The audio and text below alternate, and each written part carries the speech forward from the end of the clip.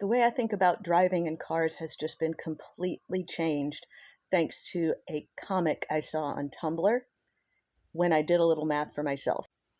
Let me start by saying I love driving and I love traveling, but I saw this comic. The writer goes on to talk about how dangerous it is and why are we just suddenly expected to know all how to operate this incredibly heavy machine. I get that. I can understand that. So I thought, why don't I just look up some statistics and see how many people actually die per capita here, and let's compare it to Europe. A lot of people have seen this particular map of how extensive and incredible the train networks are in Europe and how you can get around without needing to own a car. Now compare that to the American train network, and remember, America and Europe have roughly the same landmass, and you understand how it's virtually impossible in the US to get around without a car. I'm an elder millennial / young Gen X, and I've seen these memes hundreds and hundreds of times. The car fatality rate per 100,000 people in the US was pretty easy to find.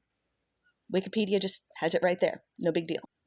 However, if you just look up which country has the largest number of fatalities per year, you get this bizarre formula. They list it by annual number of road fatalities per capita, per year, per number of motor vehicles, and per vehicle kilometer.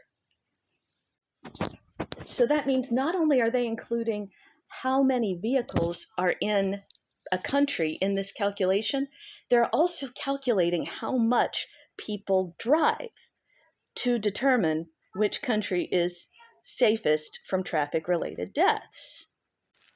So I just looked up the number of fatalities of traffic accidents in the European Union and the population of the European Union.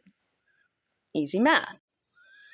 So remember, this right here is the number of fatalities per 100,000 people in the US in the year 2022.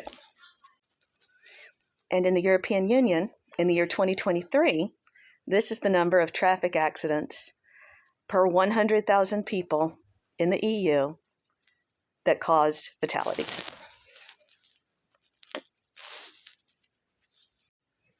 That means the US has a fatality rate from car accidents per capita that's 57 times higher than the EU. Now, that's not 57% higher. If it's 57%,